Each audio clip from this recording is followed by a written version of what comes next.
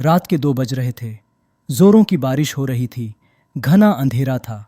बादल रह रह कर गरज रहे थे। थोड़ी थोड़ी देर पर बिजली चमकती तो आसपास की चीजें दिखाई पड़ती थीं, अन्यथा हाथ को हाथ दिखना भी मुश्किल लग रहा था। झारखंड के घाटशिला स्टेशन के बाहर रामदीन अपना ऑटो लगाए सवारी का इंतजार कर रहा था। इस मौसम में सवारी मिलने की उम्मीद कम थी, फिर भी हो सकता था कुछ देर बाद आने वाली ट्रेन से कोई सवारी आ जाए। करीब 1 घंटे बाद ट्रेन आई। थोड़ी देर बाद बिजली चमकने पर एक 18-19 वर्ष की मॉडर्न सी लड़की कंधे पर एक बैग लटकाए बाहर निकलती दिखी। वह सीधे उसके ऑटो के पास पहुंची और मुसाबनी चलने को कहा। रामदीन ने कहा कि रात का वक़्त है, इसलिए वहां चलने पर 500 रुपये लूँगा, नहीं तो 2-4 घंटे इंतज़ार कर लीजिए, सुबह 100 रुपये में ले चलूँगा।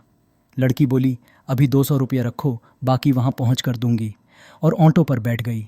रामदीन ने ऑटो बढ़ा दिया। करीब आधा घंटे बाद वह गंतव्य तक पहुंचा।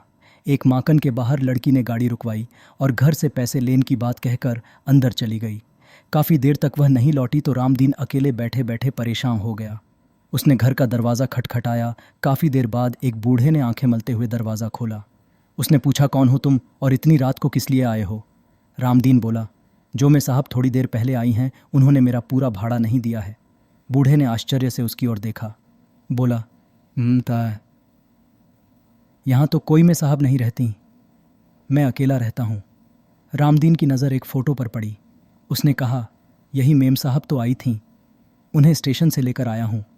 बूढ़े ने उसे आश्चर्य से देखा, फिर बोला, इस लड़की को मरे 8 साल हो गए। देखो फ़ोटो पर माला डाला हुआ है, ये मेरी पोती थी, ये कैसे आ सकती है? रामदीन के होश उड़ गए। वह चुपचाप अपने ऑटो के पास पहुंचा। उसने देखा कि सीट पर 100-100 के 3 नोट रखे थे। उसने नोट जेब में रखा और वहां से बेतहाशा भागा। उस दिन से उसने रात में ऑटो चलाना छोड़